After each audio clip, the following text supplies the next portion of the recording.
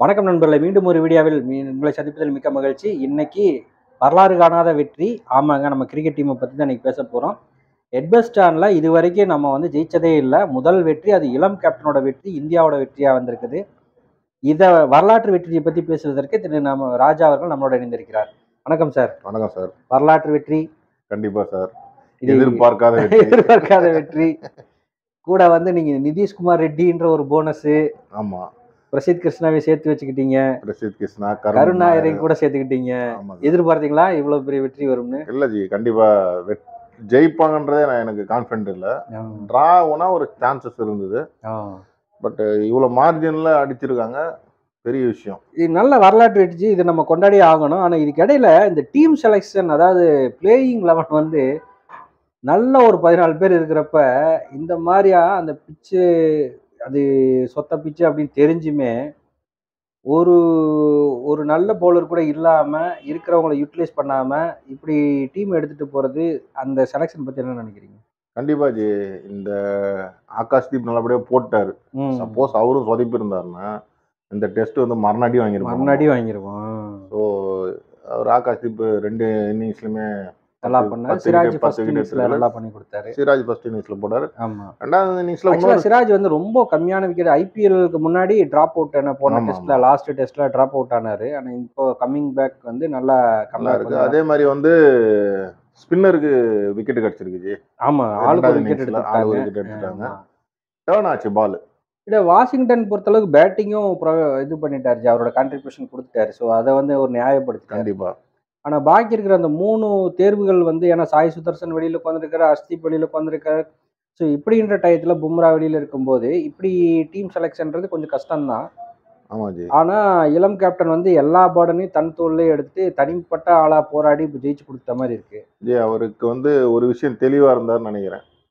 Suman kill runs போர்டில் வச்சாதான் ஜெயிக்க முடியுன்றதுல அவர் தெளிவா இருந்தார். ரொம்ப கரெக்டா. அதனால அவர் போலிங்கை பத்தி அவர் பெருசா எடுத்துக்கல, அலட்டிக்கல. ரன் அடிப்போம், விக்கெட் விழுவோம். அவர் வேலையை அவர் கரெக்டா செய்றாரு ஜி. ஆனா பிளேயிங் 11 கோச்சர் தானே கொடுக்கணும். அந்த இடத்துல தப்பு. ஆமா ஜி, கண்டிப்பா கொடுக்கணும் ஜி. பட் இவர் இப்போ இளம் கேப்டன்ற பட்சத்துல அவர் எல்லாரையும் இப்போ அனுசரிச்சு தான் போவாரு. ஆமா, இது சொல்ல யாரையும் எதிர்த்தும் பேச முடியாது. இதே இப்போ விராட் கோலி இந்த டீமை ஏத்துக்க மாட்டாங்க. ரோஹித் சர்மா மாதிரி ஆள் இருந்தாங்கன்னா ஆர்கியூ பண்ணுவாங்க. பட் இவர் இப்பதான் புதுசா வந்திருக்காரு. ஆமா. ஸோ அவங்களோட இன்ஸ்ட்ரக்ஷனை அவர் எடுத்துப்பாரு. எடுத்தது ஒன்றும் என்னன்னா 3 விக்கெட் நம்ம அனாவசியமா வச்சு ஆடுற மாதிரி இல்ல ஆகுது. ஆமா, அதுதான் நான் சொல்றேன். இருக்கனே 10 விக்கெட், அதுல 3 போனஸ் ஆடுனா நிதிஷ் ரெட்டி எந்த கான்ட்ரிபியூஷனும் இல்ல, போலிங்கும் பண்ணல, பேட்டிங்கும் பண்ணல. அப்புறம் எதுக்கு எடுத்தாங்க? எதுக்கு கேக்குறாங்க? சாய் குமார் தான் பேட்டிங் ஸ்ட்ராங்கா இருந்திருக்கும் இல்லையா? ஆமா. பும்ரா விடுங்க ஜி, பும்ரா ரெஸ்டே கொடுத்தாங்கன்னு வச்சுங்க. ஹர்ஷதீப் இப்போ யூஸ் பண்ணுங்க, சின்ன பையன் போடலாம். ஆமா, அவருக்கும் பிராக்டிஸ் ஆகும். ஆமா, நல்லா ஸ்விங் பண்றாரு. ஏதோ ஒரு 2 கண்டிப்பா ஆகாஷ்தீப்புக்கு இந்த அளவுக்கு ஸ்விங் வரப்போ ஹர்ஷதீப் இன்னும் நல்லா ஸ்விங் ஆகும். இப்போ இங்கிலாந்து மீடியம் ஃபாஸ்டோட தான் வர்றாங்க. இப்போ அதே மாதிரி நம்ம டீம் மீடியம் ஃபாஸ்ட் வச்சு தான் உள்ள போகணும். கண்டிப்பா ஜி. இன்னொரு விஷயம் பாத்தீங்கன்னா, இங்கிலாந்துக்கு டிஃபென்ஸ் ஆட தெரியாது. அது ஒரு பெரிய அட்வான்டேஜ். ஆமா, அடிச்சா அடிப்பானுங்க, இல்ல தோத்துரும். அவங்களோட டீமோடைய கட்டமைப்பு அப்படிதான் இருக்கு. ஆமா. ஸோ அது அவர் கில் நல்லா அனலைஸ் பண்ணிட்டாரு.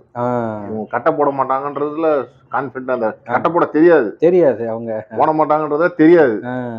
ஸோ அதில் தான் அவர் டிசிஷன் கூட கொஞ்சம் லேட்டாக எடுத்தார். டிக்ளேர் பண்ணுறது கூட லேட்டாக எடுத்தாரு.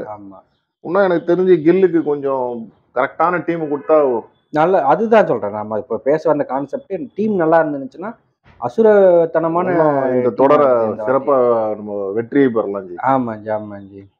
இப்போ போன டெஸ்ட்ல கூட பாத்தீங்கன்னா 4 நாள் நம்ம ஆதிக்கம் செலுத்தணும். 5வது நாள் தான் நம்மளுக்கான வீழ்ச்சி. ஏன்னா அங்க பவுலரே நம்மளுக்கு இல்லாம போச்சு. பவுலர் யார் போட்டாலும் எடுபடாம போயிடுச்சு. அது ஒரு 370 ஒரு லாஸ்ட் நாள் அடிக்கிறாங்கன்னா ஒரே நாள்ல போலிங் எவ்வளவு மட்டாரகமா இருந்துச்சு. ஏன்னா ஆல்மோஸ்ட் எல்லாரும் 4.5க்கு மேல ரன் ரேட். ஆமாஞ்சி, அதனாலதான் அவங்க ஜெயிக்க முடிஞ்சது. அதே இன்னொரு விஷயம் ஜி, இப்போ ரீசெண்டா நடந்த எல்லா டெஸ்ட்டையும் பாத்தீங்கன்னா 3 நாள்ல முடிஞ்சிருது எல்லா கண்ட்ரிஸுமே. ஆமா. நம்ம 2 டெஸ்ட்டுமே அதுவும் அவங்களோட ஓன் பிச்சில் போய் 5 நாள் ஆடுறோம். அது இங்கிலாந்துக்கு எதிராக. கரெக்ட். ஆமா. அது இப்போ என்னன்னா ஒரு விஷயம் புரியுதுன்னா ஜி, இங்கிலாந்துக்கு எதிராக 5 நாள் நீங்க ஃபுல்லா ஆனா ஜெயிக்கலாம். கரெக்ட். ஆமா.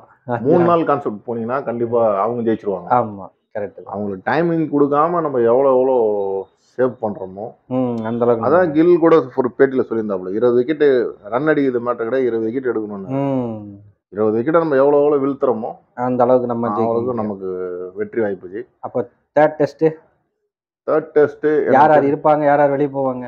எனக்கு தெரிஞ்சு கண்டிப்பா நிதிஷ்குமார் ரெட்டி இருக்க மாட்டாரு. சூப்பர், நானும் அதே தான். கருண் நாயர் இருக்க மாட்டாருன்னு நினைக்கிறேன். மேபி பிரசித் கிருஷ்ணா இருக்க மாட்டாரு. பிரசித் கிருஷ்ணா இருக்க மாட்டார். ஏன்னா 2 டெஸ்ட் வாய்ப்புல ஒன்றும் சரியா ரன்னும் நிறைய கொடுத்துட்டாப்புல. ஆமா, ஏன்னா பும்ரா வந்து ரீப்ளேஸ்மெண்ட் பாத்தீங்கன்னா சாய்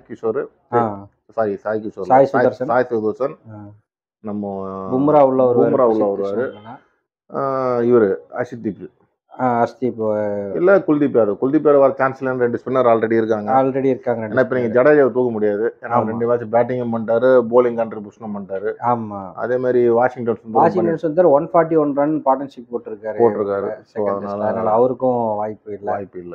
அதனால இது வந்து தேர்ட் டெஸ்ட் வந்து நம்மளுக்கான மீண்டும் ஒரு நல்ல டீமோட சேர்ந்து டெஸ்ட் நல்லா இருக்கும்னு எதிர்பார்க்கிறோம். கண்டிப்பா அந்த பிச்சில் ஜெயிச்சிட்டு அடுத்த வர பிச்சிலாம் ஈஸியா ஜெயிப்போம் நம்புவோம் ஜி. அடுத்த அனலைஸ் பண்ணுவோம். நன்றி.